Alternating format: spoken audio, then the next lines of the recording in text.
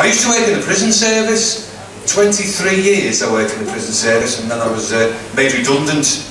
They call it parole, but same thing, isn't it? I've got a job which I do now. It's a non-paid job, but I work as an energy advisor. Yeah, just in my house, going around switching lights off, televisions, rooms with nobody in. I tell you what, we looked at some place.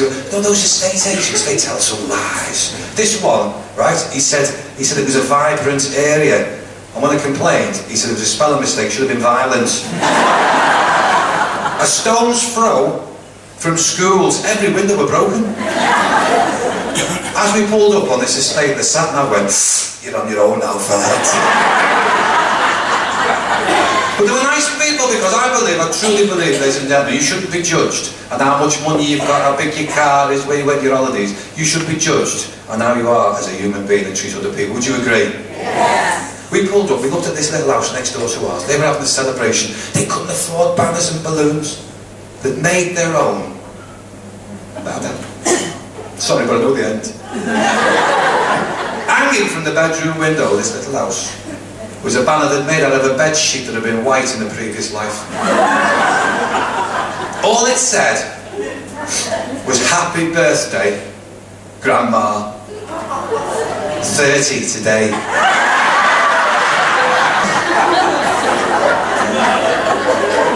And they always have a robber's dog. You know them angry dogs, you can't tell which end is which, they put the biscuit in the wrong end. Yeah? And she asked me a question, which I know you'll all agree. You've got to ask this question. You can't throw this kind of kindness back in someone's face. She said, "Would you like to come in for a cup of tea?" I said, "I would." She took me in the front room, switched the television off, went business.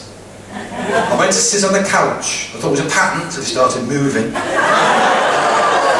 This dog sat there growling, pulling her face, snarling, just like that, love, just like that. She went off to make the cup of tea, ladies and gentlemen. She came back carrying the cup on the flat of her hand because it had no handle. And as she leaned down like that, the liquid moved. And as the liquid moved, you could see the glistening on the top of a rainbow effect of grease and oil. There was lumps because the milk had gone off. And as the liquid swished and splashed away, you could see the brown rings of the previous cups of tea. If that cup would have been a tree, it would have been 7.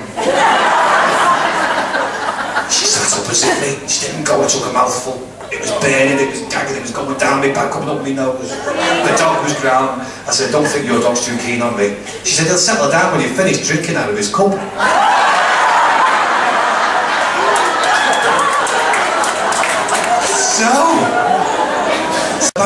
When my marriage was over, it was time to tell her.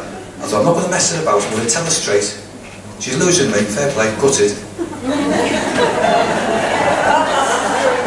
But I'm going to take a bit of the blame, because that's the kind of guy I am." So I said, "Look, love, the marriage is over, it's finished. But it's not you, it's me. Can't stand you anymore." Send.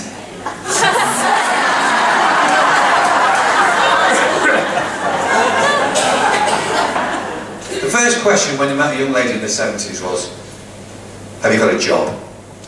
Money was tight, times were hard, you didn't want to malingerer.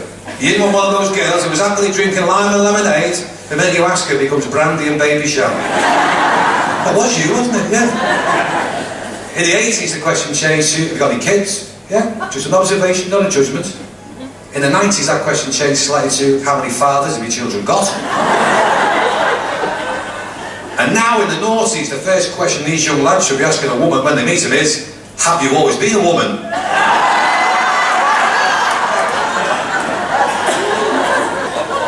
Oh God. So but you don't go, you know where you go, there's no discos, we don't disco anymore, they do this raving thing. Swear, if anybody offers you the opportunity to go to a rave, forget them. Them raves is full of drugs, right? Now them kids think they know about the world and about life, and that I don't know how they think we got here. Drugs, they think that we know nothing. We don't need drugs, do we? Hey, we've gone past all that. We can get exactly the same effect if we stand up that little bit too quick, yes?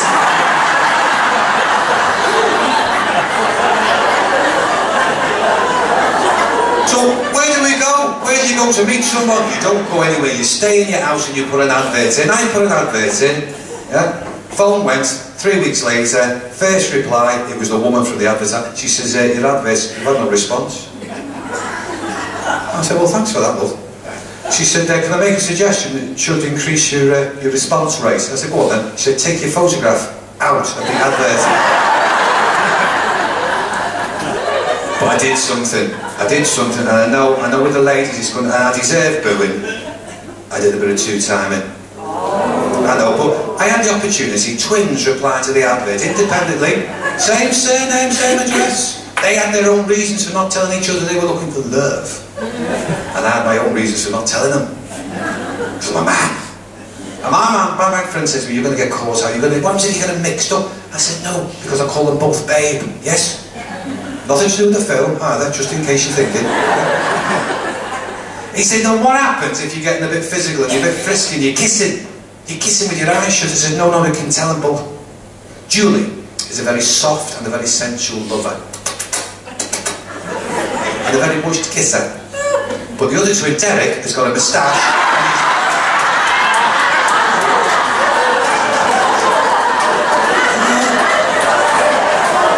But when I fell out with my first one, it was over different things. First of all, we had a row. Ready for this?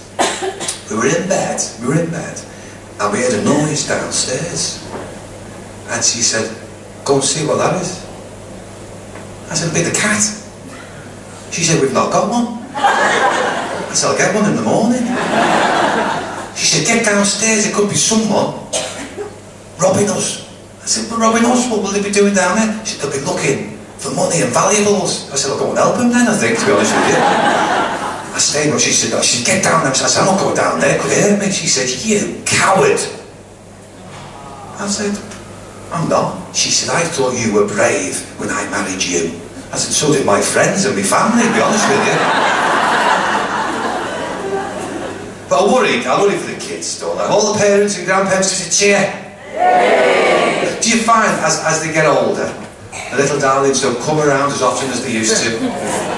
When they've borrowed everything and know what everything is. Yeah. Little tip, if you want a little bit more time off them, is ring them up, and while they're trying to get you off the phone, because they have such busy lives, don't they?